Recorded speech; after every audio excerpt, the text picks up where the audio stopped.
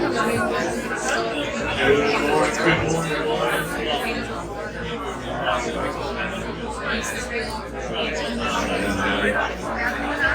to see you. Yeah, that's good. Maybe it's not good. Good morning, everyone. We're going to get started. Did y'all have an opportunity to get some breakfast? Yeah? Yes? I hope you did. So on behalf of Johnston County Building Industry Association, my name is Bill Smith.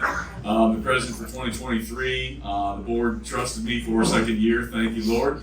And I want to welcome everyone to our home here in Smithfield. We're very, very proud of it. Hope that you enjoy it. Hope you like it. We have 4 incredible speakers this morning. We have Mr. Harold Keene, Mr. Chris Johnston, Mr. James Johnston, and Mr. Jay Shackelford. So we're going to kick things off. I'm going to start this morning with a little bit of a little blessing. So if we could bow our heads, I'd greatly appreciate it. Heavenly Father, thank you so much for all the industry professionals in this room and for everyone not in this room. Thank you so much for the contributions that everyone makes. Heavenly Father, we ask that you bless everyone in this room and outside of this room, that they stay safe and in your protection. And Heavenly Father, we want to say thank you so much and bless the food that we have eaten or we are about to eat. We greatly appreciate that. May it nourish our bodies that we can do thy perfect will. We pray in Jesus Christ's name. Amen. Amen. So with that, I will introduce Mr. Harold Keene. Harold Keene. So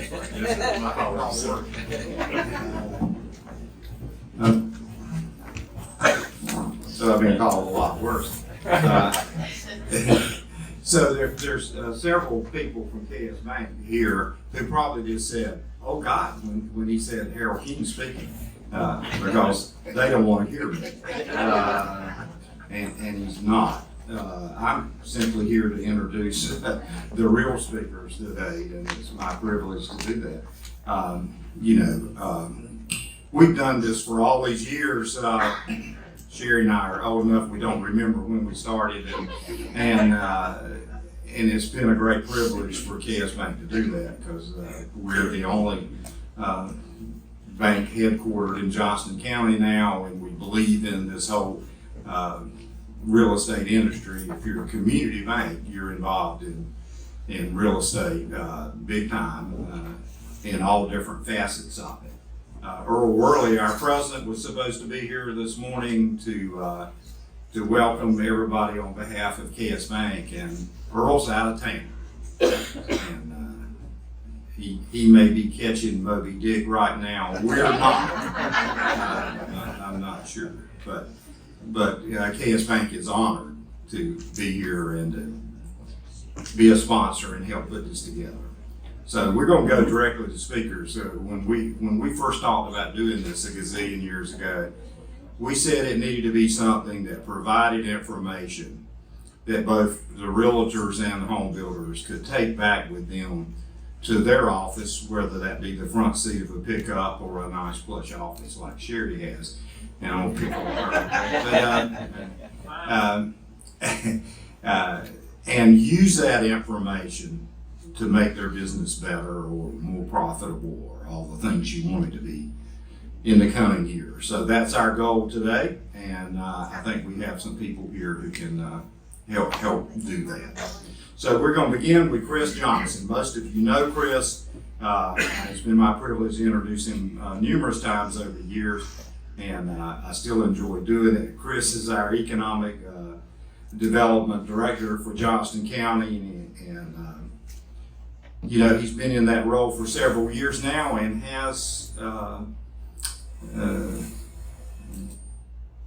the ability to show what he can get done, because what's happening in Johnston County is amazing, and Chris is our leader out there doing that. So he coordinates with the Department of Commerce, Economic Development Partnership of North Carolina, site consultants, and other public and private agencies on issues regarding economic development, particularly here in Johnston County. He serves as chair of the Research Triangle Regional Partnership EDAC group, and during Chris's recent years, he's directed nearly $3.5 billion of new and expanded industrial investment in Johnston County. These projects include Novo Nordisk, Grifols, Barry Goebel, 3C Packing, OPW, Dollar General, Linamar, is that right, Chris?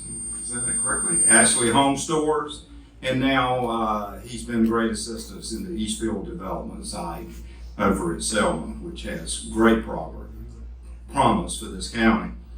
And just this year, 5 projects amounting to over $300 million of new investments. How much you've done for me lately? You still doing it. From 2000 to 2013, Chris served as Executive Director of Downtown Smithfield Development Corporation. And while he was there, he oversaw over $20 million of investment into downtown Smithfield. Downtown Smithfield is a jewel, as sometimes we drive around it or by it. And Chris has been part of helping get that organized. Originally from Jackson, North Carolina. How many people here know where Jackson, North Carolina? 1, 2, Who's been 3. through Jackson? Several. He's a graduate of East Carolina University, and he came to Smithfield because he married Kim Gallagher. Smartest thing he's done in life. And together they have 2 young adult children, Quentin and Caroline, and they're owner of Jules Formals. Everybody get your tux and evening dresses and all those things right a block away in downtown Smithfield, and they've been here for 29 years. Chris, come and tell us what's happening. Thank you.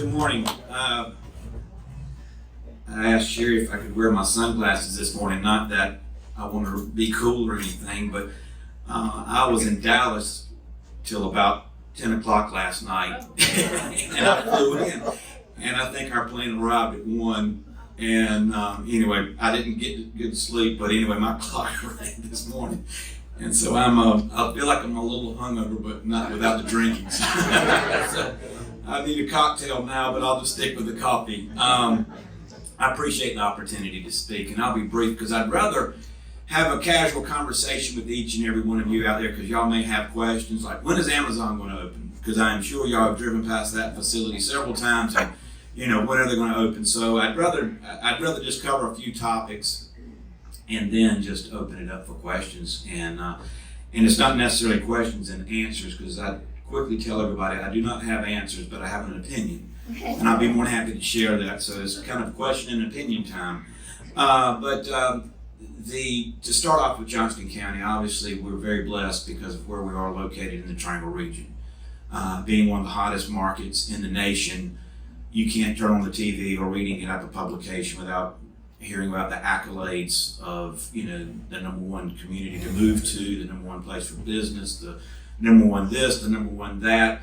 And obviously Johnston County is very fortunate being in the MSA of the Wake County Raleigh Metro, that we're a part of that growth. Right now, we're about 235,000 residents. We're growing at about 8 to 10,000 annually. And just on the back of a barroom napkin, in about 8 to 10 years, we'll be over 300,000 in population. It's not slowing down, regardless of what we may read on social media and what people bellyache about, because I get those things too, about, we moved here to get away from the growth. They should have gone to Jackson. Nobody knows where Jackson is. I can quickly tell them where that is if they want to get away. But to put things in perspective, if we continue to grow the way we are, in the next 15 years, we'll be the 5th largest county in the state of North Carolina, and that's behind Wake, Mecklenburg, Forsyth, and Guilford. We could very easily surpass Durham, and that's not anything about the lack of growth in Durham. It's just the sheer mass and the size of Durham compared to Johnston County. So we're very fortunate where we are, and why do we grow like we are? And I apologize, I've got the sniffles. It's because of our transportation link. All the things that I used to sell when I started this position close to 10 years ago, it's because of our three major universities, downtown Raleigh, the Research Triangle Park, RDU, blah, blah, blah, blah, blah. And that was because 40 had opened up and we had a direct line into downtown Raleigh or the Triangle, unlike Franklin and Lee and my colleagues, and that's not a knock against my great colleagues around what I refer to the Halo counties, but we just had a direct line of transportation link. Now, when you think about the two major transportation projects that will benefit Johnston County are not in Johnston County, and that's the 540 Southern Loop, which will be completed probably in the second or third quarter of 2024. So within 12 to 14 months, that'll be opening. 40, of course, we drive through the traffic and the cones and everything, but 40 will be widening from 4 lanes to 8 lanes. And then US 70 is being transitioned to Interstate I-42, which Wilson Mills at Swift Creek and Wilson Mills Road, those stoplights will be removed. We'll have 3 transportation projects hitting at the same time that will make everything in Johnston County 15 minutes closer. So what used to be the growth area around the western part of the county and the 4042 area and that, all of Johnston County now is in play. I've got individuals from Atlanta, Chicago, from the industrial side, just looking for raw land. They don't care where in the county it is. So what used to be kind of a small geographic area, now everything's in play. So our future is bright. Obviously we're going to ride the wave of whatever the national economy is going to be. I was fortunate to attend the Bankers Association with Cass Bank a few weeks ago, and they were saying that the feds were using data that's 8 to 12 months old. And of course, they're not saying that we're in a recession. So they jokingly said, well, whenever they finally say that we're in a recession, we're actually coming out of one. So we may be seeing a dip in the growth, but not as much as what other areas of the nation or other areas of the state will be seeing. So as Raleigh and the Triangle rises and I hate to use the word falls, but as that changes, so will Johnston County. We will be a mirror image of what Wake County does. Obviously, what I work on is in being a government bureaucrat, and I hate to use that word because I hate bureaucrats, but I think it's a 4-letter word. But fortunately, what I do is try to apply the small business principles that I've learned and see it in my wife's business and I, that we've been in business now, Harold, now almost 32 years. And so I tell people in my presentations, whether you're a small business with $500,000 in sales or a large corporation with $500 million in sales, meeting the needs of the client, meeting the needs of the customers, making sure that the lights cut on, the toilet's flushed, that payroll's made, taxes are paid, and all those things, and the same sleepless nights that I had when COVID hit, and my wife and I were wondering whether this was going to be the last year, are the same sleepless nights of a CFO or CEO of a large corporation. And so it's just meeting the needs and making sure that you can remain in business. And as John Lampy would say, if you didn't make $1 a day, then you need to quit. So if we can make $1 a day, that's what we're looking forward to doing. I try to apply that same principle to what I've learned and what I do on a daily basis to my job and my career. So what we're trying to do is work closely with private individuals. Unlike who I compete with, and traditionally it's Lee County and Wilson County. That's kind of time and time again who we bump up against just because of our close proximity to the things that clients tend to look for. Wilson County has their own industrial parks. Wilson County is on their 7th or 8th or 9th spec building. Philosophically, and I believe Commissioner Stevens is in here. If I want to say thank you very much for giving me the tools. Philosophically, I don't think government needs to be competing against the private sector, and our county commissioners believe that as well.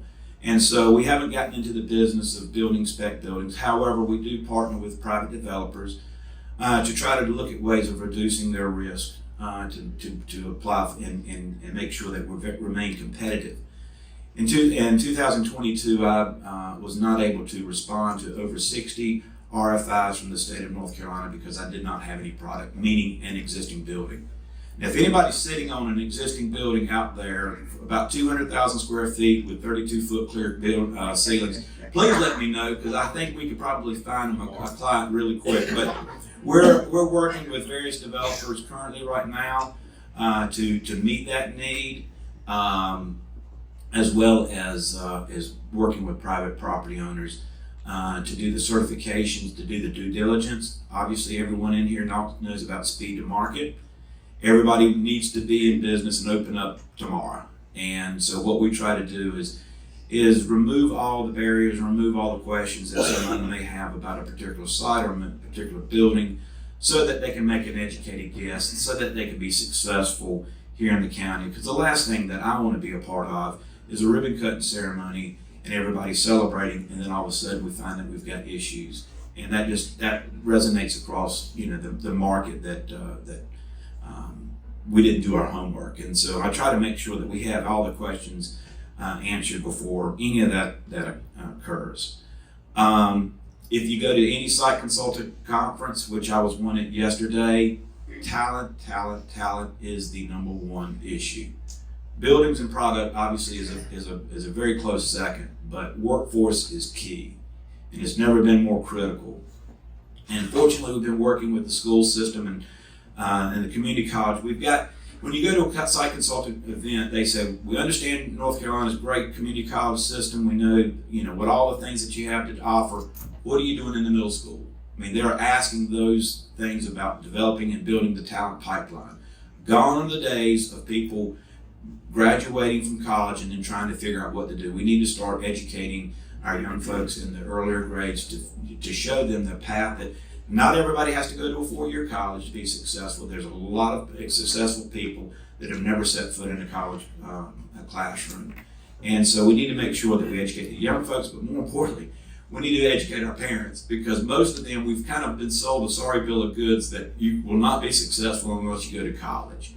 And I was talking to a group of people the other day, and I don't know how much time I can see you on my mouth, I apologize. I was talking to a group of people the other day about when did this start. And if you think about just particularly in Johnston County in the mid-90s, we had Eaton Corporation, Fieldcrest Mills, Burlington Mills, Carro's Tobacco Company, Channel Master, Ogun Clayton, there was Champion. There was just, we had 5,000 jobs that we lost within a 2-year period. And, when you think about conversations at around a dinner room table with a 2-year-old that is now close to 30, like my son, what do you want to do when you grow up? Well, you sure as heck do not want to go into manufacturing, because all of our jobs have now been shipped off to Mexico or because of NAFTA or whatever. So we had a huge shift in a family conversation about what their direction wanted to be. And then now you think about what No Child Left Behind, and that our school systems and everything was being graded on going to a college or 4-year degree. We lost all of our, when I was at Northampton County, and think about how poor that is, we had electronics, masonry, welding, woodworking, auto mechanics. And I'm sure everyone in here had those same opportunities. And for the most part, a lot of those disappeared from our high school curriculum. So now we're fast forwarding 27, 30 years later, and we're all caught flat-footed because now we hear about what the big thing is, reshoring of manufacturing. And so we've got a generation that has never grown up on a farm, knows about hard work, or driven a tractor, or pulled or cropped tobacco, or anything like that. And so so we've got to change the mindset. And we didn't get here overnight, and we're not going to get it better overnight, but we've got to start working in that direction. I could keep going, but I'm going to stop because I could run my mouth for another 15 minutes, and I know we've got other speakers that need to be saying a lot of things that I'm going to write down. So I'll stop right now and just ask you to answer any questions. Yes? What is our vacancy rating right now for warehousing, industrial, and flex? We're probably about a 99% occupancy. Yeah, we don't have, think about it, now, most of the clients that I want to see, they want a product. They want Class A building, tilt up concrete, nice stuff. And the only thing that we've got going up is the Advanced Tech building over there behind Studio 2K. We've got Do Good Foods. But I just named 2 companies that immediately, took over a building that was coming out of the ground, or so we don't really have much. I know that Dale Parker built another $285,000 down in next to Berry Global, Chicopee, but that was immediately taken off the market. If it's coming out of the ground, you're going to have suitors. Thanks, Chris. I'm not going to ask about Amazon when it's going to open. I'm sorry. Well, to talk about product, hopefully in the next 6 to 8 months, we will be in a better position. We've got about 1.4 million square feet that's under construction. And so hopefully my belly aching that the county commissioners have heard me talk about, we need product, will stop now. They will say, okay, the barking dog has finally caught hold of the bumper, what are you going to do now? But Amazon is obviously, just like everybody's market, is kind of shifted. I think they got ahead of their skis with thinking that the COVID and everybody shopping at home would last forever, and their 30% margins that they were seeing has finally gotten that back down to normal process or normal numbers. According to Amazon, they probably will look at opening or start hiring sometime at the end of this year, first quarter of next year. And so it's a fine facility. So not a last mile. It's a cross dock facility. So it's not going to be in competition with Garner or Fedville. But all the product that comes off the ships or trucked in will be taken to that facility, disassembled, broken apart, and then sent to the last mile stuff. That building could be sold and consumed within a week's time. It would take them longer to take the name off the building, as opposed to anything. I mean, that space and product is needed in the Triangle region. So, but when you're a multi-trillion dollar company, you can sit on a $100 million building, and it's a rounding error for them. But anyway, the great thing about this, and let me also talk about incentives, because sometimes incentives can be a dirty word. Our county commissioners and our town elected officials, the way our incentives work is basically, it's not anybody's money in here. It's basically the taxes that the company pays, they get a percentage back after they meet the projected things that they need to do, make the investment, create the jobs. So basically right now, the county of Johnston and the town of Smithfield is benefiting from the taxes being paid on the building without giving in any incentives. Okay, so the incentives hadn't started, and may not start if they don't do what they should be doing. So it's a no risk incentive policy for our taxpayers and for the county. So what's the timeline on the 40 widening going in Raleigh? At the same time as 540 being opening, second quarter of 2024, so hopefully within 12 to 14, 16 months. You talk about work, talk about the commissioners committee. Yes, and thank you. We just recently had a study with Ted Abernathy on workforce, and we've got a strategic plan where we're pulling in all the chambers and all our economic development partners to meet the needs for that. Obviously, the Building and Industry group several years ago, before COVID, was very involved in the JOCO Works, which we were very appreciative of that, to expose career opportunities for 8th graders. Our county commissioners, obviously with the skills center that we have up around the pharmaceutical company, we've been very successful with that. We're going to be duplicating that and working in partnership with the town of 4 Oaks. They have 17 or 18 acres there, right there, Keene Road exit. And the county commissioners have committed $17 million from that. Obviously, we're getting some funds from the state of North Carolina to duplicate what's been successful with the pharmaceuticals down at the 4 Oaks Business Park. This DOT has allocated funds to put in a new entryway to that. We've had BD that's made a recent announcement. We check all the boxes. I mean, Johnston County, every project that comes into North Carolina, for the most part, checks all the boxes, with the exception of maybe office, downtown office space or something like this, looking for high density. But with the Copper District and also with Eastfield, we're going to be able to compete against for the office type projects. So excited about that. I know a lot of people, when Kevin talked about the announcement, we are getting a Hobby Lobby.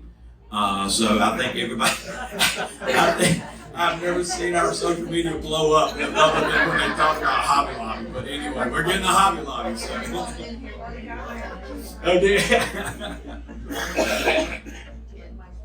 Any other questions? Again, it's a great honor to be here, and I hope I delivered some information that's worthy of your ears. So thank you very much.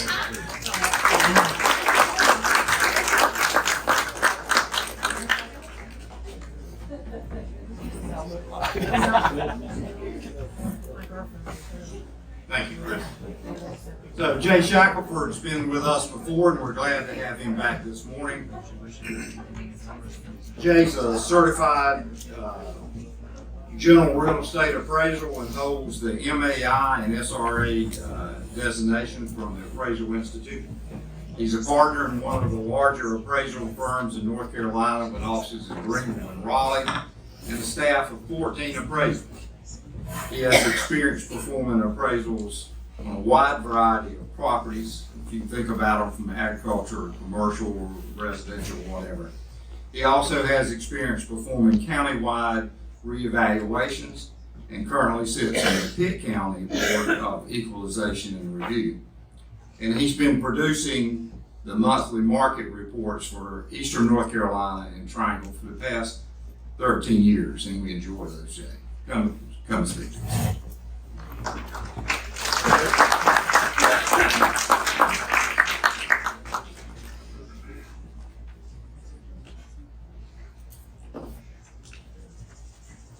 Thank you, Mr. King, for having me today.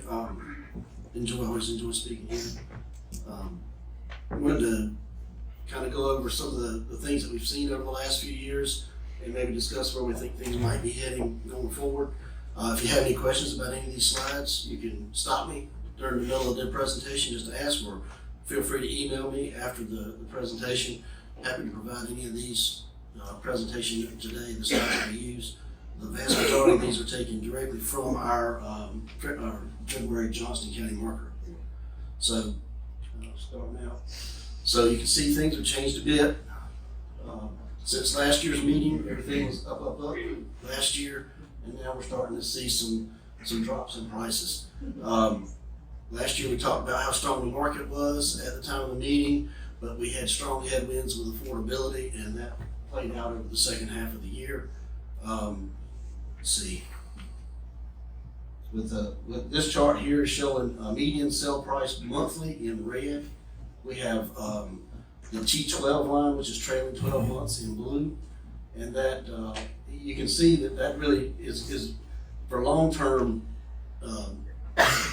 trends. I mean, that helps out a lot for looking at that, but when you're seeing things change quickly, that doesn't really move very much. But the T3 line is trailing 3 months, and it kind of does a little bit of both. It gets the changes pretty rapidly, but at the same time, it's a little bit smoother where the monthly line is kind of fluctuates a little bit. So that was median sale price, and then when you look at it from comparing it to previous years, you can see that we're still well above what we were just a few years ago. And this, we like to look at median sale price per square foot. One of the things we like about median sale price per square foot when you're looking at trends is that it's not impacted as much by changes in GLA of the homes sold. So we'll see that later, that it fluctuates as well. And median sale price per square foot doesn't fluctuate as much with that. So you can see again the same types of trend, not quite as strong of a decline in the median sale price per square foot, and that's because over the second half of the year we saw some decline. Recently we've seen a decline in the average size of the homes sold for existing homes. And you also notice that most of the size we're presenting for median sale price are for existing homes. We feel is a little better indication of what sale prices are doing in the market. There's other things going on with the new construction, tremendous changes in seller concessions, mortgage rate buy downs, all those things that influence the prices. So we generally like to look at existing homes for what's going on with the sale prices. But this, you can see here, we do present the new construction, and hasn't fallen as much. One of the things that you'll see is the average size of the home actually has increased recently for new construction. And here's the median sale price per square foot for existing homes versus prior years. That's a 15-year time frame. And this is a nice chart here, so you can see here that prices are up year over year, but exactly how much. And this chart here will help you to see, we were running along 5, 6, 7%, and then all of a sudden we spiked, and then just a ridiculously higher spike. And now we're back year over year for price per square foot. We're just about 6% over last January, but of course you've seen we are falling on a monthly basis. This is an interesting chart here, the sale price percentiles. You can see like the 90% tier here just tells you that only 10% of the market sold above this price.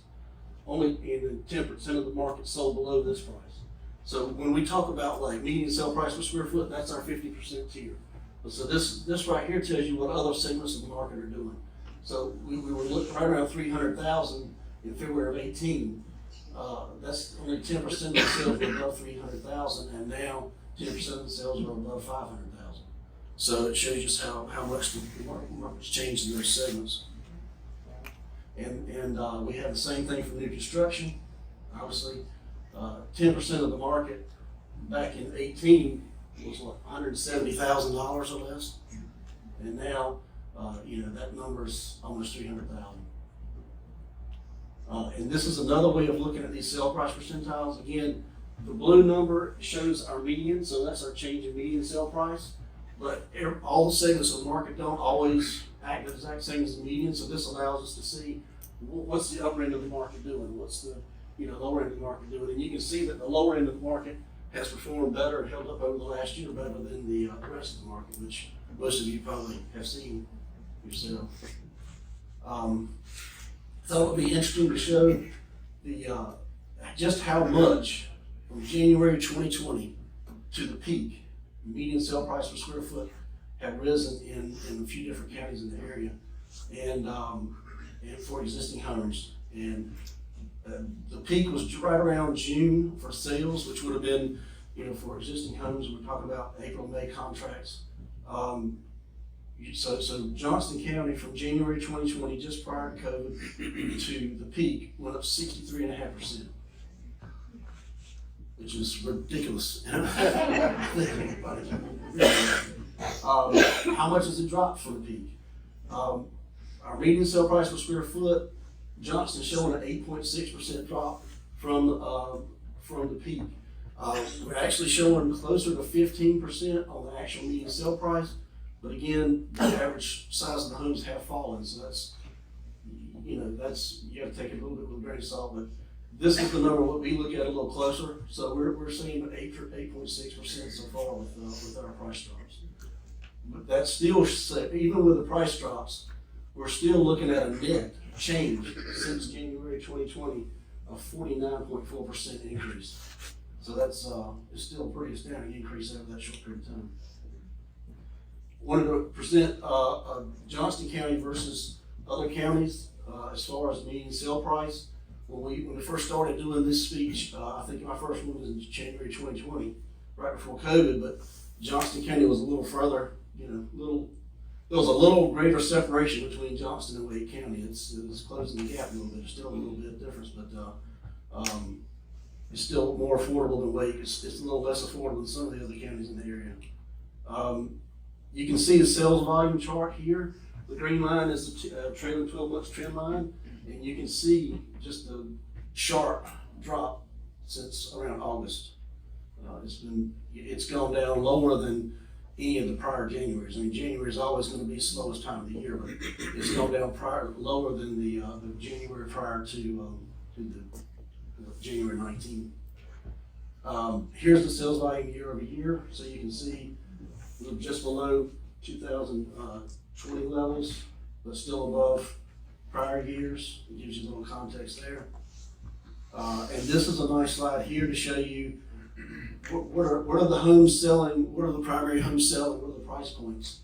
And you can see here, between 250 and 450, probably 65% of the existing homes in Johnston County fall within that range. So, and then when we do the same thing for new construction, and obviously that chart moves a little to the right, because you can't have new constructions with so cheap. So the primary between, you know, the top three categories are between 300 and 450. This is an interesting chart here, again, to look at the price tiers. In February 18, the trailing 12 month sales, almost 60% were under $200,000 for existing homes, and now under 10% are under $200,000. We went from these two combined, over 400 was just maybe 5% at most, and now they represent 32 or 3%. And same thing for new construction. You can see that most of the new construction, like 55%, was between 200 and 299 in February of 18, and that number's down just over 10. Pending sales, we saw that, just like with the sales volume, we saw the sharp drop. We did see a pickup in February, which is seasonal. We always see that. So at least we did have that bounce. And then you can see it February compared to previous years. So we're still below 20, we're still below 19, but we were ahead of years prior to that. And we talked about earlier the average size of the home sold. You can see that starting at COVID, with COVID, we saw an uptick in the size of the new construction homes built, and we've seen actually a decline in the size of the existing homes that have sold. Here's the active listings chart. As most of you know, active listings fell off a cliff as well during COVID. We didn't have any inventory, and then we have seen inventory levels get back to where they were prior to COVID at this point. This chart better illustrates that on a basis of showing the last 15 years, or 14 in this case. This is a good stat. These comparisons to list price ratios, these always show a good indication of what the market's doing. You can see when prices were going up so strong, nobody was reducing the list prices, they didn't have to, and now that's sharply going up to above our trend line. You can see here we've got a 15-year trend line. We like to add those in on stats that, you know, typically will regress to the mean, because that gives you some kind of baseline to say where is this typically at. So again, we got a median sell to price to original list price ratio here, and you can see that we were having, the median was at 105% at the peak, and that's the median. So that's 50% or higher than that. And now we're down all the way below 94, which is below our 15-year average.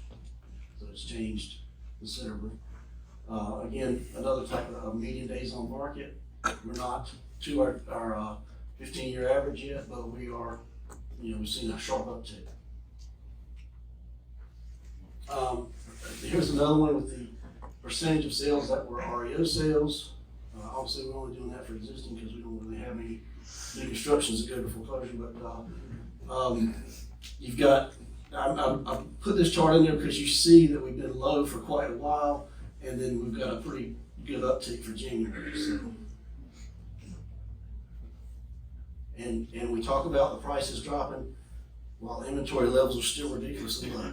So, the price drops, as we talked about for the last few years, one of the keys is affordability, and inventory is not driving it. It's affordability 100%.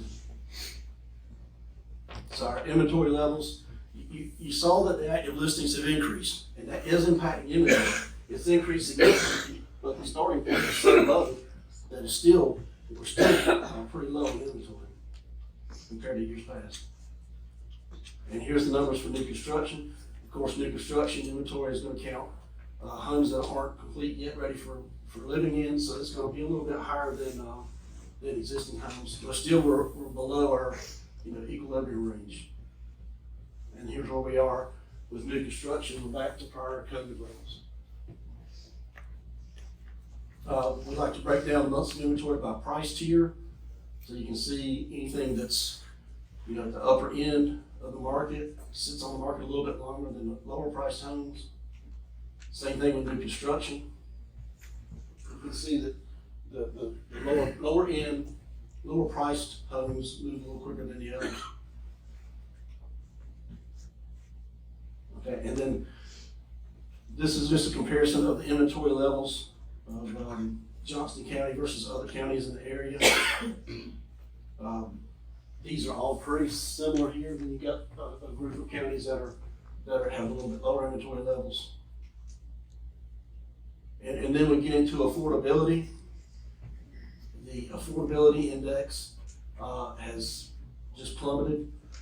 We saw, everybody knows what we talked about last year. It's prices rising at the same time the interest rates are rising. It's just not a good combination for affordability. Affordability index takes into account your income levels, median family income, median sale price, and your mortgage rates. So if two of them are skyrocketing at the same time, affordability is plummeting. So you can see that we're typically, the 10-year average is almost 140, and we're down in the 80s. So, and that happened in a short period of time. And then if you want to look at it on a 10-year, 12-year basis, this shows you how it compares to previous years, and just how much lower it is.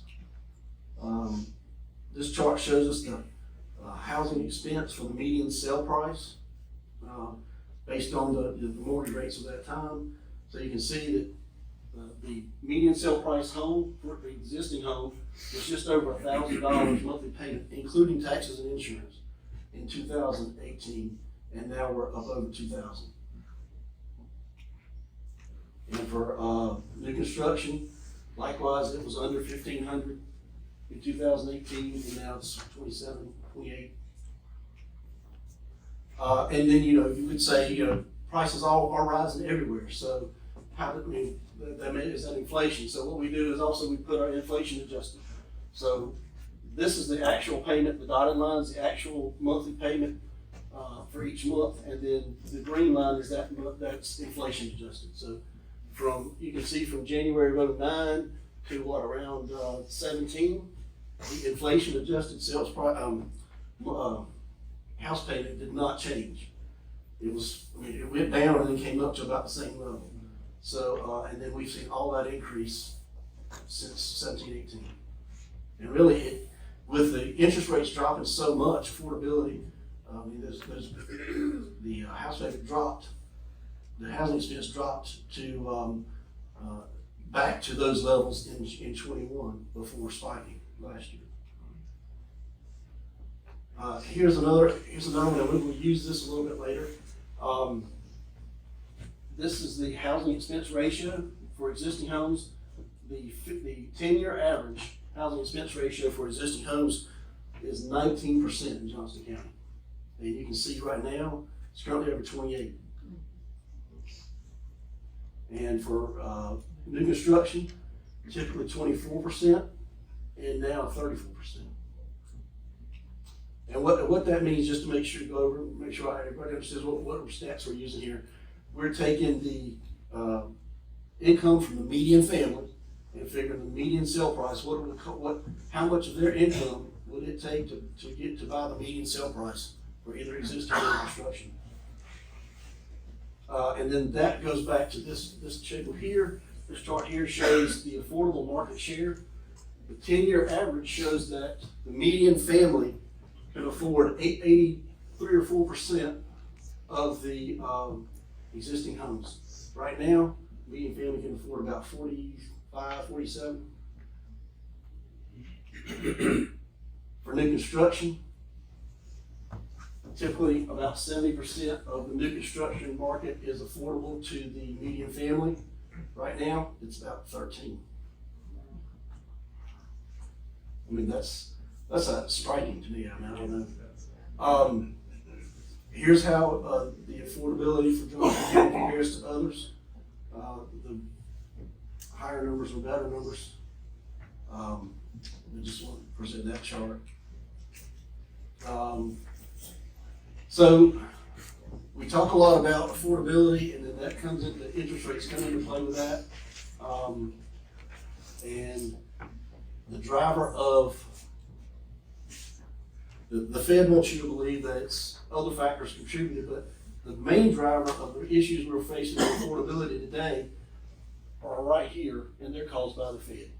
I mean, they had a tough job, but they were facing some bad issues, but they pushed rates low for far too long, and just prices just responded and so, but you can see here where the rate spiked, and we go to, we look at the treasury yield, and the reason I show this is there's a relationship typically between the treasury yield and the 30-year fixed rate mortgage. So I'll show that on the next page, but you can see how this has spiked likewise. But here is a little good news. The mortgage rate and the treasury yield spread, it generally is in a tight range that the spread is historically. So you can see the 30-year average is just under 1.8. The 5-year average is around 1.9. So it usually, the spread between the two is usually pretty tight. In times of uncertainty, it gets a little higher. So that first spike shows COVID. That's right when COVID hit, and then things leveled out and went down. And now we've got uncertainty when things are going down, and so we actually, I looked at the mortgage rates yesterday, and I think the spread was almost 2. I mean, almost 3. It was 2.96. So this number here is from January, based on the January averages. But right now, today, the spread is almost up here because we've had sharp interest rate rises even this month. The one piece of good news about this is if things start stabilizing, then we're looking at a potential for prices to drop. I mean, the interest rates, the mortgage rates to drop 1%. Let's say that the point is we're about 4% 10-year rate right now. So if things level off and we stay at about 4% based on historical norms, we would anticipate mortgage rates to drop almost a full percentage points from where they are today. So we're looking at from 6.8 to 5.8. So that's one thing that that's one piece of good news that we could anticipate a drop there if things stabilize. But who knows if they're going to stabilize anytime soon. But anyway, one of the things I wanted to finish up with was to look at just how overpriced. We all know that prices have gotten ridiculous. How overpriced is the market at this point? Even after we've seen some price decreases. All right, so we're looking at that from an affordability level. We talked about earlier that the median sale price home took the housing expense took a certain percentage over a 10-year period of income for the median family. So what we did was how much do prices need to drop for that affordability level to equal the long-term average, and it varies by interest rate. So right now, this 6.27 was based off of January. We're closer. We're up around 6.7 now. So at 6.7 level, it says we're 19.1% overpriced for the existing home. The interesting thing is, almost every prognosticator that I see predicts mortgage rates are going to be in the 5s by next year. Whether that's right, whether that comes to pass, we don't know. We just talked about the fact that if things stabilize and the 10-year stays the same, that we should be in the 5s. So if you get down into the 5s, if you say that within a year we're going to be in the 5s, and you figure, income levels increase over the next year, there's not a lot more to go down if you look at it. However, if mortgage rates don't come down and they stay elevated for a long period of time, we've got quite a bit to go as far as price reductions and price drops. To see how that might look, I wanted to look back at what happened after 2008, which is the last time we had price drops. And you can see we didn't have one huge drop at one time. We had a little bit, and a little bit, a little bit. We had about 4 years before we saw any price increases again. I don't think we're not looking at that this time for that long of a time span, but I don't think we're going to see all the price drop at once. We're going to see, a little bit here and a little bit there. I think that's what we can expect. So just wanted to point that out, just to look back at what happened last time. So, and here's the same thing for new construction. Interesting thing I found, I don't know if you guys will think this is, but it's saying that new construction prices need to drop less than existing home prices to get back to normal levels. I think for the 677, we had 19.1% for existing and 17.8% for new construction. And a lot of that has to do with the fact that the 10-year average of the housing expense ratio was higher for new construction. That's pretty much it. Does anybody have any questions? Yes, ma'am. If, well, I doubt that we're gonna have a pricing drop, so you think what would happen if the prices go down for the homes that we existingly have? What would happen to the economy?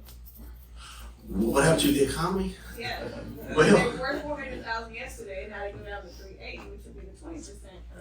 What would happen? Well, the bad news, if it goes from 400 to 380, that's a 5% drop. So, yeah, it's already gone more than that. I mean, we've seen at least 9 to 10 already in the last few months. So, yeah, I mean, definitely will impact the economy because it's less money that people have equity in their homes and all that kind of stuff. They're going to spend less otherwise. So, it definitely will have a negative impact. Exactly how much, I can't quantify that, but certainly will have a negative impact. Do you expect or anticipate that's gonna drive up foreclosures in the market like it did Yes. in 08? No, not to the same level. We don't have the same problems we had in 08. We had so many bad loan products and different things back in the day that we don't have today. But certainly it's going to be higher than it's been the last couple of years. Yes. Quick two-parter. The chart you showed on the housing expense ratio, the 34%, I imagine that's off of gross income.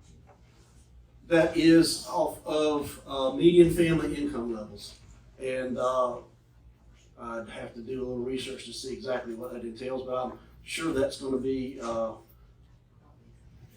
sure that probably is gross income, I would think. But I have not double checked that. But it is based off of median family income levels. And then in your opinion, I'm hearing, as far as the competitiveness of the spring market, and there might be multiple offer situations again, do you expect that? Well, yes, in the spring, if you look at price increases over the years, all the price increases come in the spring.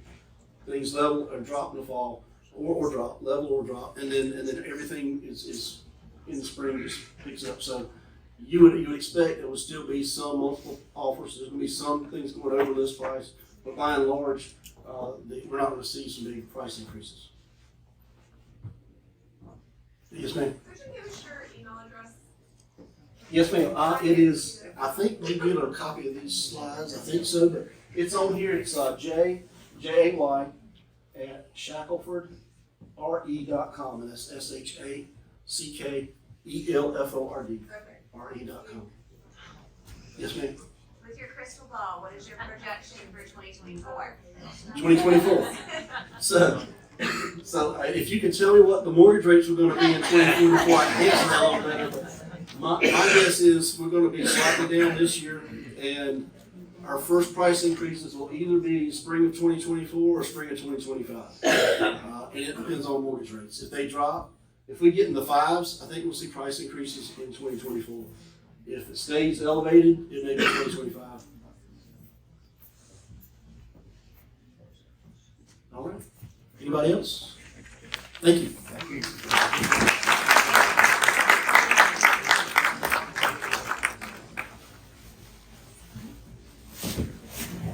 You're an old guy trying to read this file.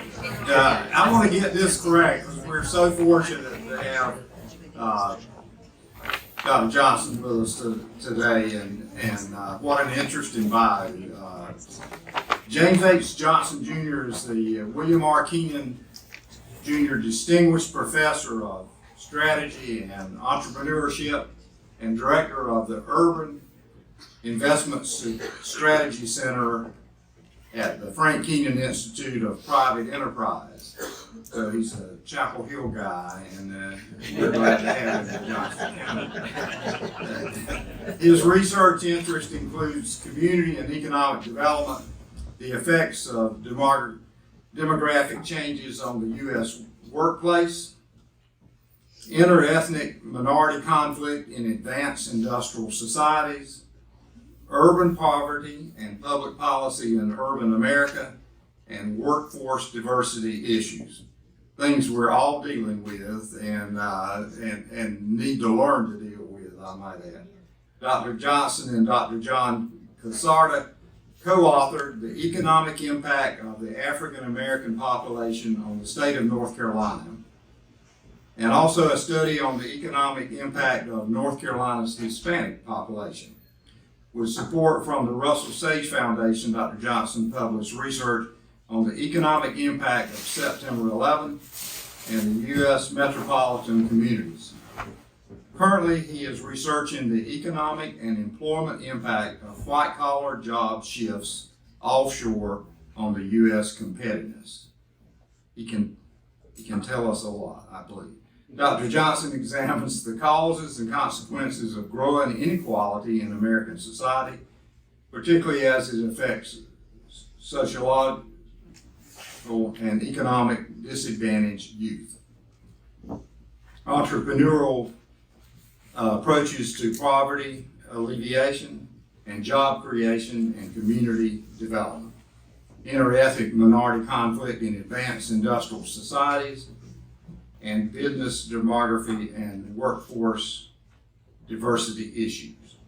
He's published more than 100 scholarly research articles and has co-authored 4 themed issues of scholarly journals on these and related topics. His latest book is The Prismatic Metropolis: Inequality in Los Angeles. I'm going to get him to translate that to Johnston County and what we're seeing here.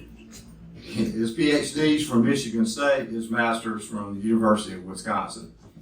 And for our benefit and his benefit too, he did his undergraduate in North Carolina Central University here in North Carolina. Welcome, Dr. Johnston. Thank you. Good morning. I'm delighted to be with you. I'm not trying to sound like some crooner. I have laryngitis, so I apologize. And I realize that I am between you and making money this morning. So let me say the same thing to you that the famed Hollywood actress Elizabeth Taylor said to each one of her 8 husbands when she was standing at her altar about marriage. She said to each one of them, "Honey, I won't keep you long. It's going to be quick, fast, and in a hurry and get you through so you can get back to the work that you do on a daily basis." Good people, our country, every region and every state in our nation is in the midst of an unprecedented demographic change. The kinds of changes we find ourselves in the midst of, you're going to have to buckle your seatbelt to deal with them.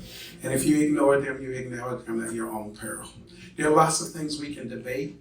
I want to suggest to you that basic demography is not one of them. I assure you, if you're 5 years old today, 5 years from now, you're going to be 10 years old. Your birthday comes the same time every year. You just add 1 to what it was last year. Well, you got it. In fact, every year I can't wait for my annual review because I walk in and tell my dean, I was 68 years old when we met last year. You know what? I'm 69 and this year, and next year when we meet, I'm going to be 70. It's called forecasting. I'm the best in the business. The kinds of changes we find ourselves in the midst of, we call them disruptive demographic changes because they're going to profoundly change all of our social, economic, and political institutions. They're going to transform the workforce. They're going to transform workplaces, and they're going to transform consumer markets. And at the time that we were on lockdown, 2 critical pieces of information, data, if you will, were released by the Census Bureau. The first source of data was the 2020 census. Every 10 years we do a full enumeration of our population. That database came out. And more recently, 2 additional pieces of information appeared. The first post-2020 population estimates for the period April 1st to July 1st, 2021. Good people, that's the first 15 months of the pandemic. And most recent, they just released the population estimates for 2022. So now we have population trends for the first 27 months after the 2020 census, doing what we were doing on lockdown. So I want to use those two sources of information and talk about what has been happening in our population over the last decade plus to now to 2022. I want to suggest to you that we've been moving and grooving, we've been browning and graying, and we've been disappearing and rebelling. And please allow me the time to just develop these pictures for you. Moving and grooving is about our region of the country. The South rises again, if you will. You know your history. We're talking about the red states on this graphic here. That's how the census defined the South. And you know your history. You know that for much of the 20th century, it was an economically backwards region. It had all kinds of racial problems, and as a consequence, it was the place to leave as opposed to the place to be. And that was the case until around 1970. If you look at the data very carefully on the right, what you can see is that the South only captured about 30% of net national growth in every decade between 1910 and 1970. Why? More people were leaving the region than were coming here. To the extent that the region grew, it was an excess of births over deaths. And then around 1970, something profound occurred that continues into the present. In every decade since 1970, the South has captured about half of net national population growth in this country. Good people, we've gone from a region where we speak two languages, English and bad English, to one today. We speak well over 300 different languages. We have become demographically the cat's meow in terms of destination selection. We added 22.7 million people to our population during the last decade, 51% of that growth in the South.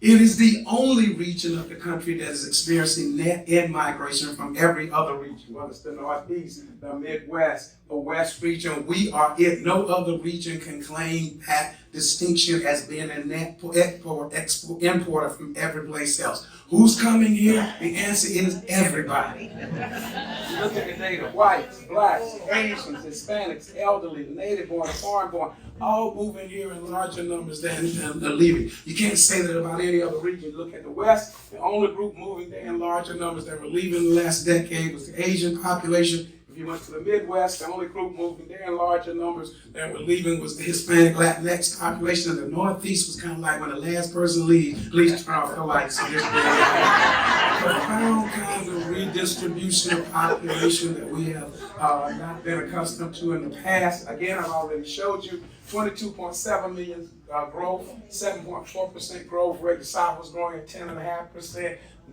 The West, the second most rapidly growing region, very, very slow growth in the Northeast, very, very slow growth in the Midwest. It's this profound redistribution of population that we're having the demographic largesse, the dividend, if you will. But I lied to you, I said it's the South. It's not the South. This is about Texas. This is about Florida. This is about Georgia. This is about North Carolina. And in the last decade, it was about Virginia. Those 5 states captured 79% of that growth. So we talk about migration magnet states. 2 of them immigrant gateways, Florida and Texas. The other 3, we call them the newly emerging migration magnet kinds of communities. It doesn't mean the other states aren't growing, but they only capture about 21% of that growth. So we are it in terms of this kind of change. If you look at, just to give you some sense of the magnitude of this growth, take 2017 for an example, you will note that North Carolina was the 3rd most attractive migration destination. We gained 194 newcomers every day, 7 days a week in 2017. 3rd most attractive destination. Florida was gaining 326 people, Arizona 270 people. We were at number 3 in terms of destinations selection. Where were they coming from? New York was losing 458 people every day. Illinois was losing 395, California 378, New Jersey 200. It goes down the list. We have been the beneficiary of those kinds of changes Over the period 2010 to 2018, 151 newcomers every day, 7 days a week, 365 days of the year. It is that profound distribution, transformation. Where are people coming from? Everywhere. Everywhere. Large metropolitan areas, medium-sized metropolitan areas, small communities. If you look at this map, there's only one state that doesn't have a marker on it. It's Las Vegas. Don't blink your eye because it's going to change in a few minutes in terms of kind of changes that we're talking about. We also know something about the quality of migrants who are coming. You all may not know this, but when you file your income taxes every day, the IRS computes a migration file based on your taxes. If you have moved, they count you as a migrant. And so I looked at the people coming to North Carolina. What they do is they strip off, obviously they take all your information, your identification information off, but they have to adjust your gross income and your number of exemptions so I can compute your adjusted per capita gross income. Just look at 55 plus age population. These are the people moving into North Carolina. They had an adjusted per capita gross income of about $63,500. The same person, 55 old, leaving the state had an adjusted gross income of about $57,000, and the person who didn't move had an adjusted gross income of about $48,000. My math, I'm not a mathematician, but it says that there's a $15,000 migration dividend between the people coming in and people here, and that there's about a $7,000 migration dividend for the people coming in. In other words, we're getting quality migrants impacting what? The tax base, consumer purchasing power, and all of that has transformed our state over time. If you go back and take it back to the 1990s, we actually added 3.8 million people to our population, or about 59% growth. That is humming by any standard of math that you want to come up with in terms of change. Unfortunately, there are demographic winners and losers in the process. And so if you look at the 2010-2020 period, we added about 903,000 people over that decade. Two counties accounted for 47% of that growth. Wake and the great state of Mecklenburg. 5 counties, 64% of it. About 10 counties, 84% of that. About 15 counties captured about 95% of that growth. How many counties do we have in North Carolina? 100. But we had all these snowbirds headed here. Settling, you can see, you know where they're coming from. Only as strong as your weakest link. I don't have time to develop the whole map, but I want you to focus on the purple counties on this map. In those counties, deaths exceed births and out-migration exceeds in-migration. When deaths exceed births and out-migration exceeds in-migration, you're literally a dying county. We had about 28 of them. The only viable business there is Undertaker. I saw him the other day, he 89, I don't know who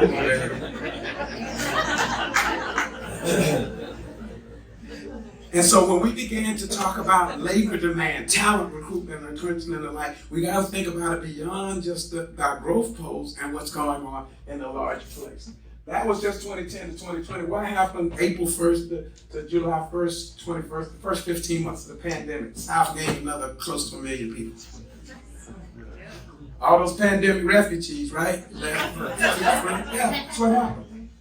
And all of that growth, that matter of 59,000, 94% of it driven by migration. You know, you can grow 2 ways. More people moving in and leaving, more people born and dying, and over. It's all migration.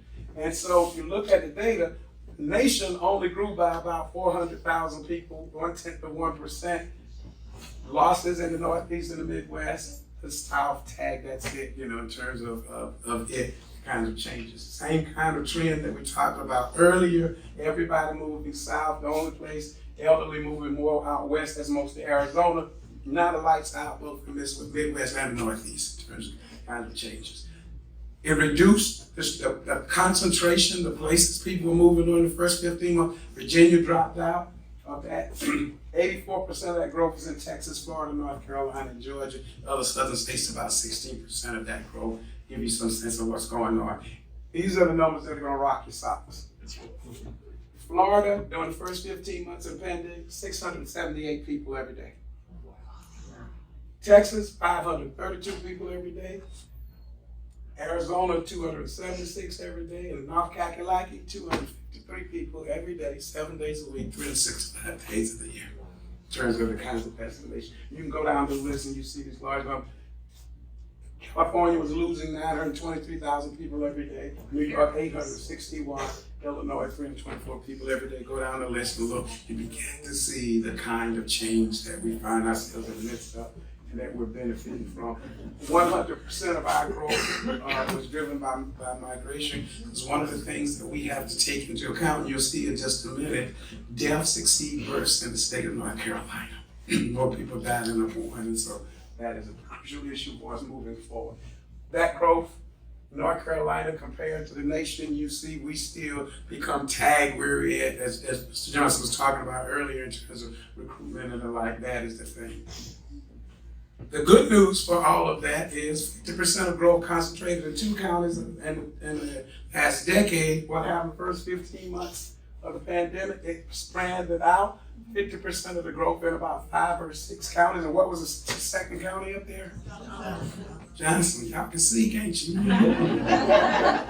So it went from about 15 counties to about 26 counties where all the growth was. Why? Because the wake and only so much space, and you got to move, you got to spread out. And so the beneficiaries were some of the other counties that had that kind of growth. Those are growth folks. You see the urban crescent. You see these small micropolitan areas here, amenity-rich places, people looking to better play golf, spread out, all those kinds of things. All those places began to grow during the pandemic.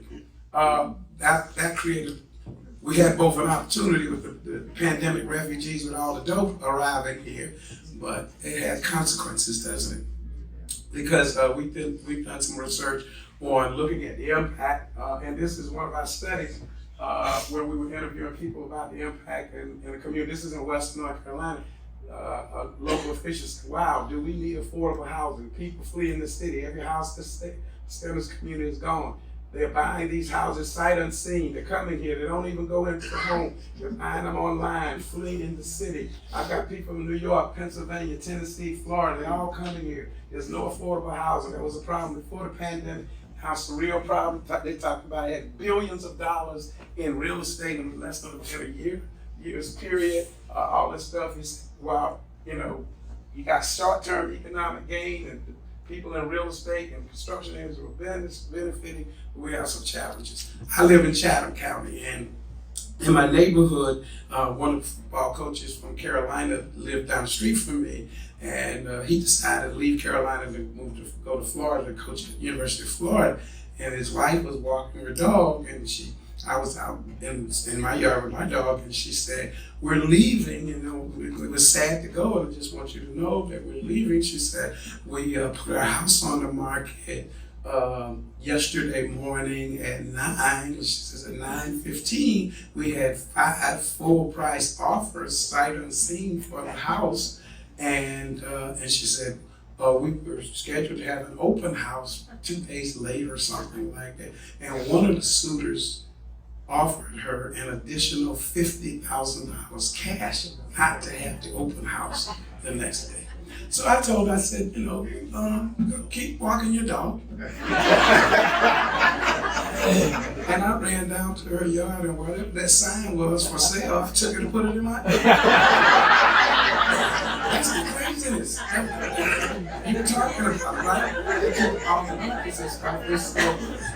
This is another person said, one community said their population went from about 17,800 to about 27,000 people overnight. He didn't even have enough solid waste workers to keep up, because what? People come buy these houses, first thing they want to do is tear them down, tear them apart, dump stuff on the street. He couldn't even keep up. He didn't have the talent. The challenge that you're going to have in terms of building as our communities grow, one of our challenges is that the very people who are hired to protect public health and safety and educate our kids cannot afford to live in many of the very places that where all of this growth is going on. Police officers, fire personnel, EMS workers, public school teachers. I have a school that we built in Durham, North Carolina. I had 4 homeless teachers last year, all with master's degrees. This is the challenge. So this notion about affordable housing, I'm big on workforce housing. Because if no house is affordable, you got no money. Those people got a job, they got money. We got to figure out how to build houses so that we're covering. That's the safety. That's the critical numbers. Quick and late numbers. Latest numbers we have standard out 24 months, 27 months after the 2020 census. South, 2.4 million people. Now it's not just Texas, Florida, North Carolina, Georgia. Got to add South Carolina, Tennessee. It's that kind of stuff growing there. North Carolina added about 259 people since 2020, growing at 2.5%. While the South was growing at 1.9%. So it's still going on. And what's driving it? Net migration. At the same time that we're moving and grouping, we're browning and graying. This is about the changes in the composition of our population. That quick history on browning is about the role of immigrants in our society. If you look at this graphic to the right here, what you'll see is that we kept immigration in America pretty low until the mid-1960s, and then you see this huge uptake. 1965 is an important period, a crucial year in our immigration history, because prior to 1965, we had an immigration law that says if we were going to allow a foreign-born to enter our country, it was important that they not upset the existing racial and ethnic balance of our country as it existed at the turn of the 20th century. So we had an express preference for people who were phenotypically similar to Anglo-Saxons, people who would come to America, go through the assimilation process, and this thing called the melting pot was supposed to work. In other words, we operated on a quota system that was geographically discriminatory against people from certain regions of the world. For example, if you go back to our immigration law in the 1880s, we had something called the Chinese exclusion law. They shouldn't be allowed to come to America because it would be quote unquote difficult to assimilate into mainstream society. Fast forward to the first decade of the 20th century, it was codified into law in something called the Asiatic Barrier Region that included Japan. They shouldn't be allowed to come to America because it would be quote unquote difficult to assimilate. We justified those laws based on a series of racist theories about cultural inferiority. That all changed in 1965, coincidence with the civil rights movement in domestic life. We liberalized our immigration law, opening up the doors of our country to people who heretofore had not been allowed to come in large numbers. Basically people from Asia, basically people from Latin America and the Middle East. Good people, these are all people of color. And yes, they can come to America, go through the assimilation process, but you will always know that they're different. Why? Because their phenotype is different from the Anglo-Saxon model. So when we start talking about the browning of America, what we're talking about is this uptick here, fundamental shift in geographic origins of immigrants who are arriving in America, fundamental shift in their phenotype, and you see the numbers went up tremendously. Prior to 1965, we only allowed about 200,000 legal immigrants to enter our country on an annual basis. Later on, it went to about 500,000 annually, right before the pandemic, and like about 1 million people annually legally transforming the composition of our population. And so you want to know the impact. We have about 44.7 million people who are foreign born. Today, 44% of them are Hispanic. You'll note that the second largest number share at 27% were Asian. Non-Hispanic white share was about 18%. If you looked at these numbers prior to 1965, they would have been what? The reverse, because of our immigration. When I talk about the browning of America, that's what I'm talking about. It is fundamental shift in the composition of our population. We saw it pretty clearly in the first decade of new millennium, 2010. We added 27 million people to our population during that decade. 15.2 million of that 27 million were Hispanic. You go back up here, the non-Hispanic white share of the population grew by 2.3 million during that decade. Between these two yellow lines and encompassing of the bottom yellow line, those are all people of color. Those are all people of color. Double-digit growth in all of them except American Indians, Alaska Natives at 9%, close enough for government work for me, to double-digit growth. When I talk about the browning of America, that's what I'm talking about. I'm talking about where your growth is coming from, how it's changed the composition of the population. Look closer, 2010 to 2017, U.S. population grew by 5.6%. The non-Hispanic white population grew by 0.4%. Where's the growth? Over here. It's your mic. That's what we call the browning of America. And good people, for the first time in history, between 2010 and 2020, the non-Hispanic white population in America declined by 5.1 million people. So if you grow by 22.7 million people, all of that growth is occurring among people of color, and about half of it is Hispanics. In North Carolina, 90% of that 903,000, 904,000 occurred among people of color. 35% of it occurred among the Hispanic Latinx population. So the question becomes, what are the implications for the housing market, for consumer markets, and everything, because you have this changing population. The other thing contributing to the growth, the browning, is marriage patterns have changed dramatically. As you realize that until 1967, it was illegal for blacks and whites to marry in this country. That all changed, and you see this uptick in out marriage, meaning somebody marries a different person of a different racial or ethnic group. They belong newlyweds, and then a little bit later dated for all married people. Means you marry someone that's different from you. Who the heck is doing all this hooking up in strange ways? 42% of those marriages are between Hispanics and whites. 15% of them are between Asians and whites. About 14% of the case, both marriage partners are non-white, black and Asian, Asian Latino. Note that black-white relationships is the smallest share. This other group, I don't know who the heck they are, but they hook it up. What's the significance for you? One of the most rapidly growing populations is the multiracial population. It increased by 276% during the last decade. What does it mean for you? Be careful how you portray family life in your marketing and advertising. Everything has to change. The way we teach, everything in our institution, the way we build and design, understand preferences and the like is up for grabs because of the fundamental shifts in our demography going forward. Resident for the white population declined by another 1 million during the first 15 months of the pandemic. So to the extent that we grew, it was all among people of color that is driving that growth downtown. Here in North Carolina, the white population actually continued to grow in the last decade and in the first 15 months of the pandemic. The white population increased by about 31,000, 0.5%, but you see of that 73,000, still the majority of it is driven by other groups of color that are transforming the complexion and composition of our population as well. At the same time that we're browning immigration, intermarriage, we are graying. And whereas browning is about immigrants and marriage, graying is about the aging of y'all. How do you know if you're part of the graying of America? There's 4 ways. If you have difficulty seeing this screen, number 2, you gotta go to the restroom twice during this presentation.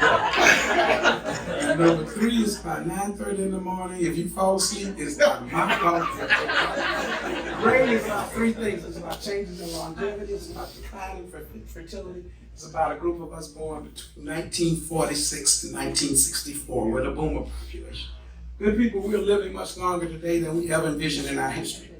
When we introduced Social Security in America in 1935, the average person turning 65 was going to live another 12.7 years. That same person turning 65 today is going to live another 18.7 years. And we now think living to 100 on a routine basis is well within reach. And there's one school of thought that says the person who lived to 130 has already been born.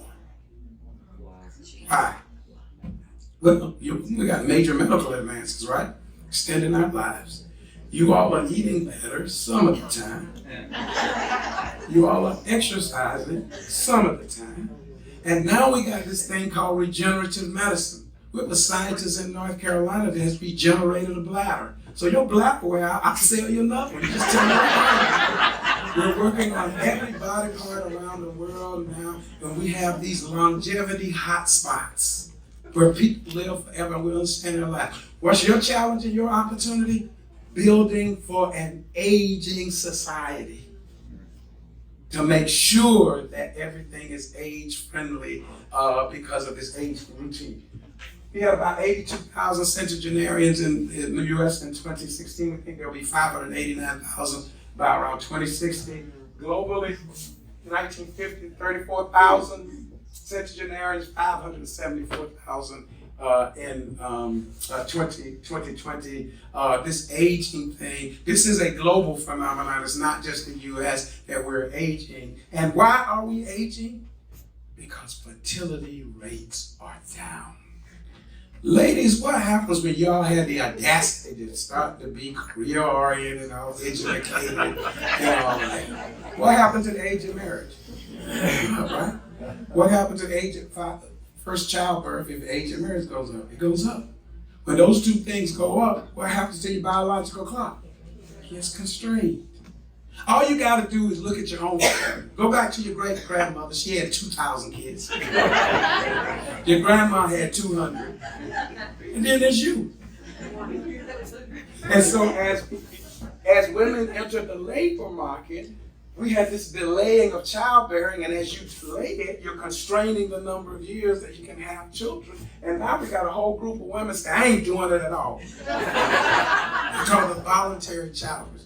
And then there is something in demography called completed fertility. I don't have time to develop a big theory for you, but let me just give you the pop version of it. Ladies, this is when you tell your husband, go take out the trash. Ain't nothing else happening here.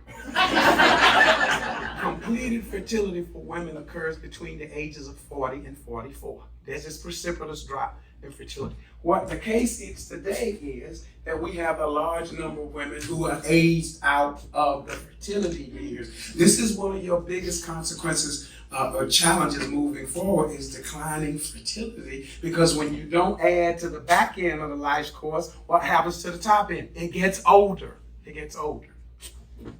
And then there's us who were born, let's see a show of hands, born between 1946 and 1964. Look around you. Somebody ain't put their hands up line. Okay, those of us who have our hands up were part of the post-World War II hormonal rush in America. They were our fathers who went off to World War II and came back home and got busy. Got busy to produce 81 million of us. On January 1st of 2011, the first baby boomer born in America turned 65 and became eligible for what? Everything. Every day, 7 days a week, 365 days of the year, from 2011 to 2029, we boomers are turning 65 at the rate of 10,000 per day. Every day, 7 days a week, 365 days. Look at it. So, 81 million people, we were between the ages of 45 and 64 in 2010, okay? So 2011, first person to 65, right? Note that that group grew by 32%, 81 million people, 19 million. Note that the second most rapidly growing population was the 65 plus population. Why? We don't die, we just multiply. These two numbers constitute what we call the silver tsunami. It's that huge wave of people aging out. But we got a slight problem. What happened to the 25 to 44-year-old population? Actually declined. Why would the 25 to 44-year-old population decline? Because you had a baby bust.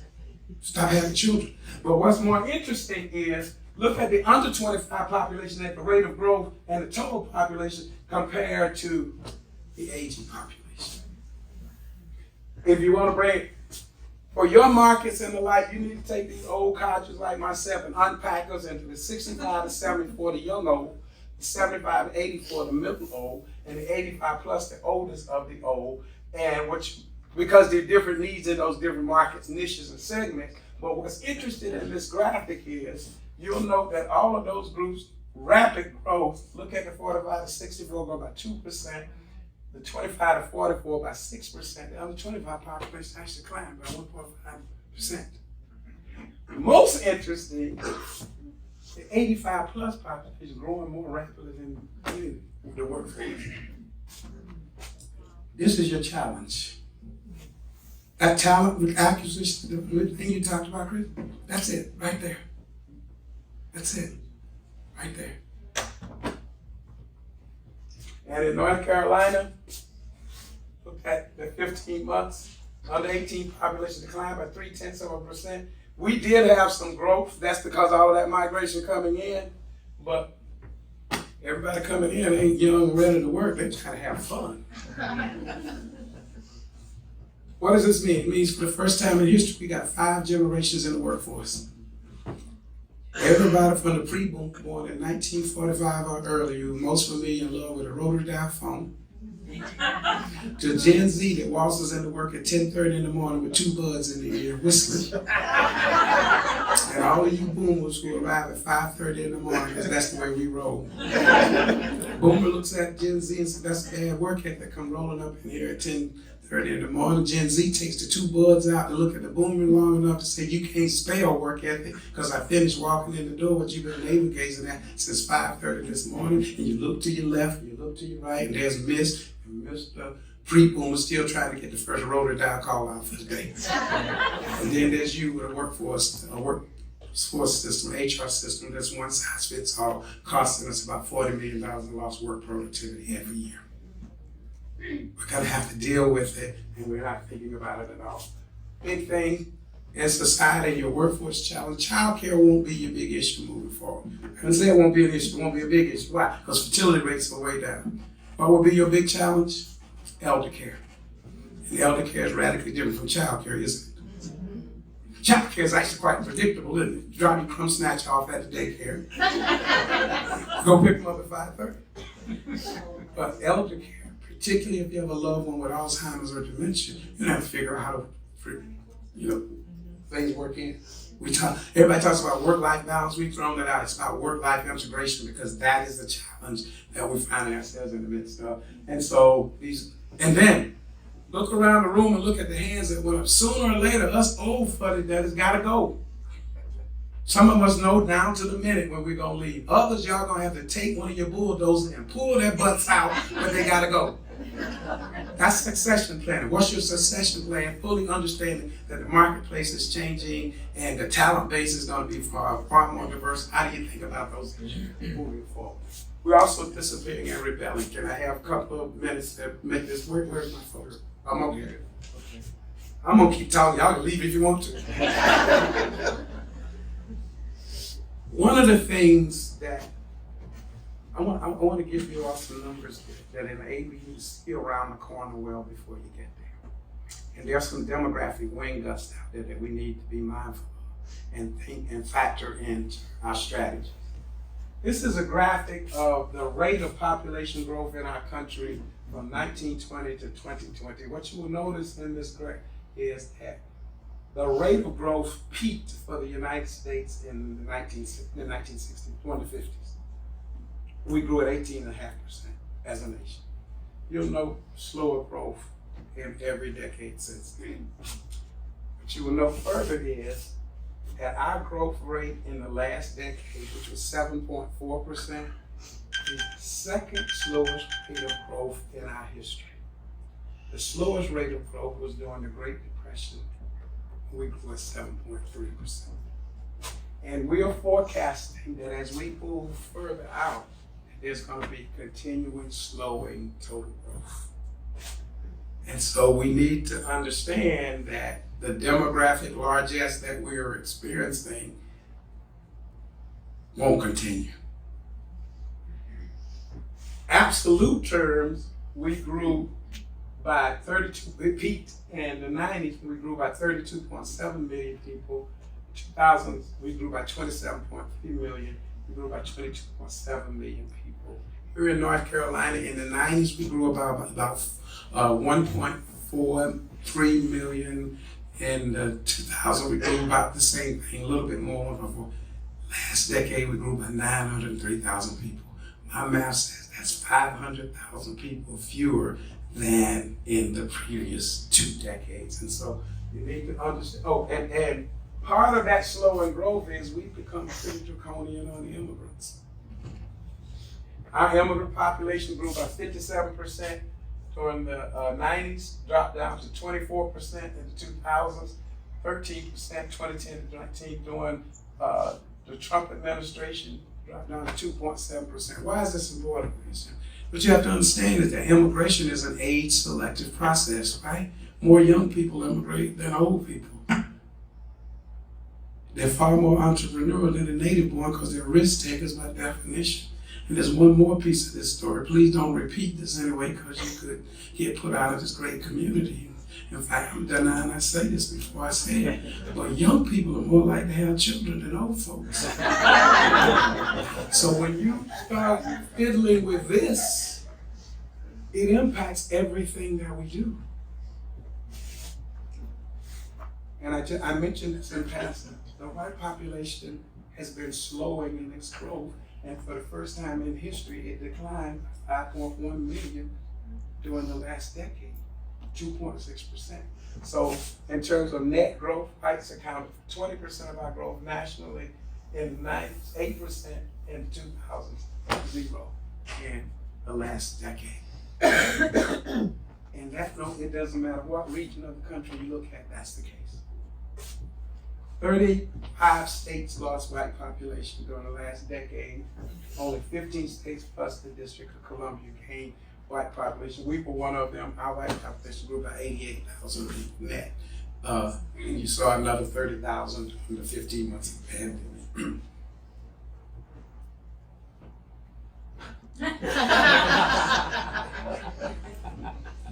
Good news first. Women are, in 2010, women were about to surpass men, that the male majority in the paid workforce. The operative term is paid. Women have been working all their lives, right? That's the good news. Ladies, but this number is not because we decided to treat you all fairly. Still a huge gender wage gap out there, right? 81 cents on the dollar. This reality is because men are doing poorly in American society today. All men. You have selective withdrawal from the labor market. Prime working age men. Why? They don't have the skills to compete. They're disabled. They could very well be incarcerated.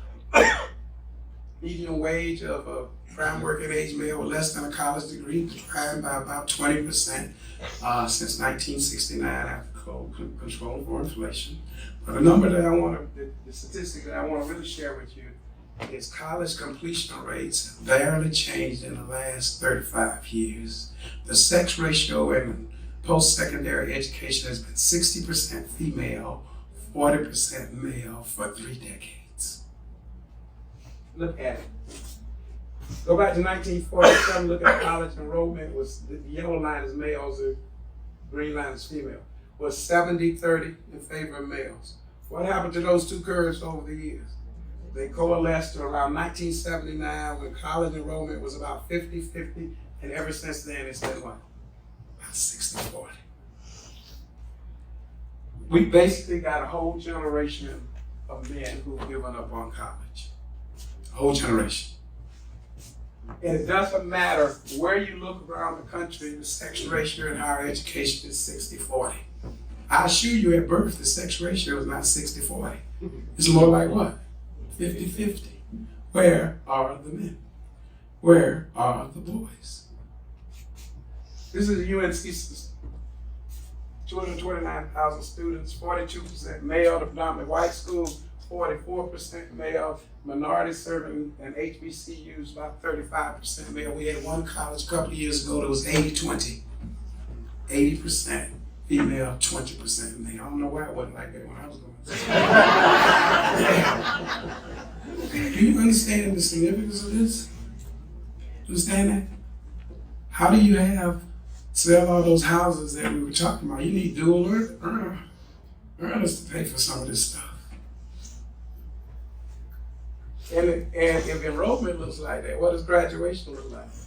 5-year numbers. We granted 45,000 more degrees to women than we did men in a 5-year period. So ladies, I know this doesn't apply to any of you all. If you ain't hitched, forget about it. Yes, ma'am. Back I can't help you with this, by the way. I'm curious because generally the trade industry is a more male-dominated industry. Is some of that offset by men going into trades versus going into? Let me show you where they are. Okay. I thought you were gonna ask me to give you some advice. No. I've been married 25 years. Be glad. Be glad.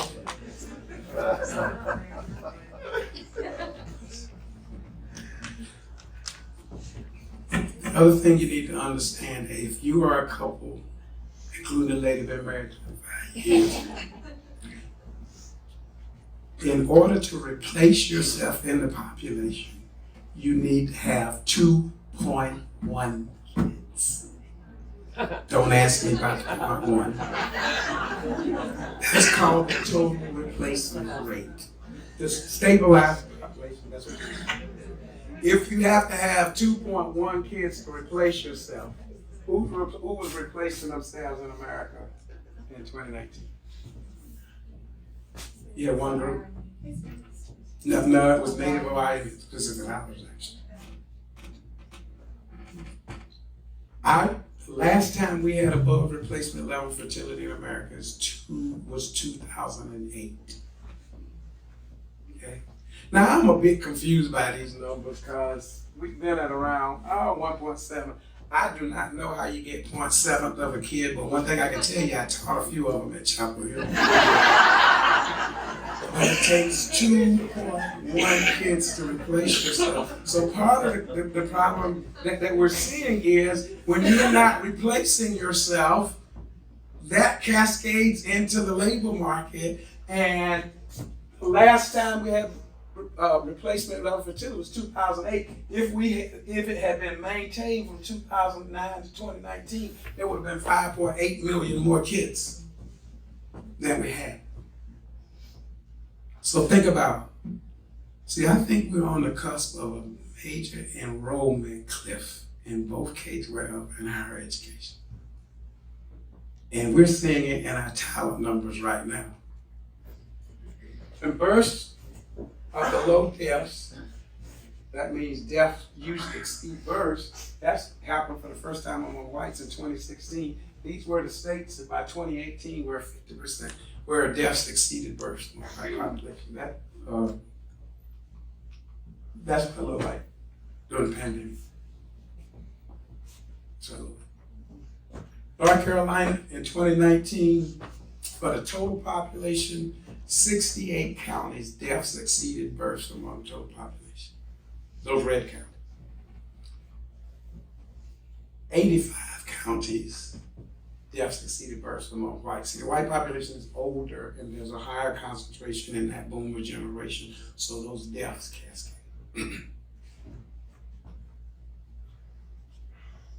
And we got the other piece that our labor challenge is, are these deaths of despair.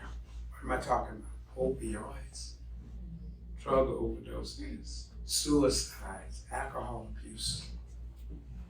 90,000 drug overdoses during the first year of the pandemic, 30% increase, largest increase in history. But lots of people on lockdown couldn't get to their counseling and the like, proved to be deadly. Who are these people? Prime working age people, 25 to 44. That very labor population that we need. 2021, 100,000 people. Since the late 90s, close to 1 million people to these kinds of issues. North Carolina, 2019-21, 59% increase, 1,400 deaths, 3,500 people showing up in emergency departments, and 1,200 people we brought back to life. We can't afford to lose those people. Do you understand when people tell you that Social Security is a pay-as-you-go system? Do you know what that means? It means that I, as an old codger, is paying in, but somebody else is spending my money. In order for me to get something out of it, the younger group of folk, y'all folk who didn't raise your hand, need to be working every day, paying into the system. But when you take that number of people out of the marketplace, It impacts the workforce, it impacts everything that we're talking about. And then pandemic reduced life expectancy about a year itself, and it was inequitable, 7/10 of a year for whites, 3 for Latinos, 2 for Black. Again, we're losing people that we need in the talent base. What happens, people, when we usually lock y'all down for 12 months? What happens 9 months later? Usually there's a baby boom, right? Did not happen during the pandemic. Actually, about 40,000 fewer births during the pandemic. And we were forecasting 300,000 fewer births last year. But the latest data shows is in 2021, there was a minor baby bump among white women in their late 30s having their first child. Some in the 25 to 29 age, but there was a 70,000 fewer births among immigrant women. So we still are losing population. One of your biggest workforce challenges is going to be workers who have to take care of orphan children.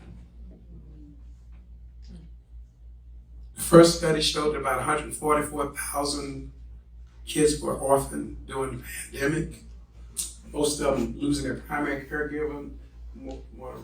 A more recent study was about 5 million people globally.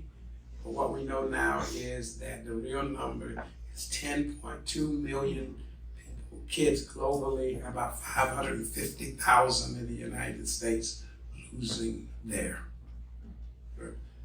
COVID. 2 million people out, 2 million women out of the workforce. We're not gonna get them back until we deal with the child care thing. And there were 1.7 million workers 55 or older who retired involuntarily during the pandemic with a median savings of $9,000. 55 or older, predominantly Black workers who had no choice. We've got to figure out how to get them back in the workplace. There's a lot more here. I'm going to stop there. I'm just going to say that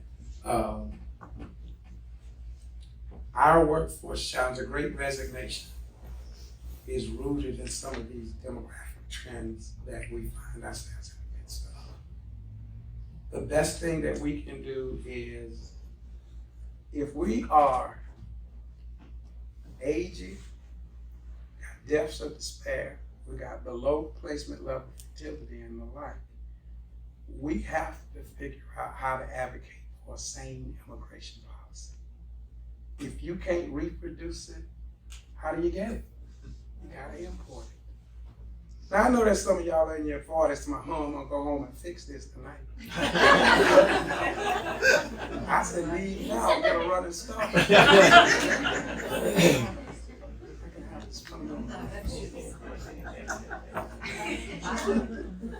Secondly, I think that we have to figure out how to implement sane, family-friendly workforce policy so women can go back to work and can take care of their kids at the same time. One of the communities we're working in North Carolina, Chick-fil-A can't open until 4 o'clock every day because they can't find workers. The only reason they can open at 4 is because some kids get out of high school and they can come. You can't survive without sustain.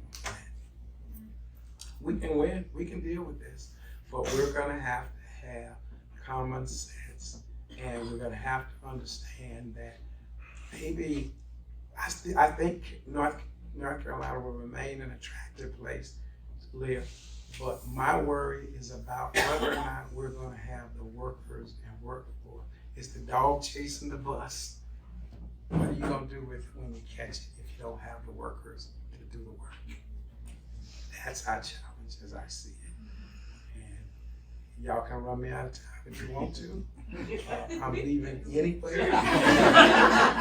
I'm most grateful to you for the opportunity.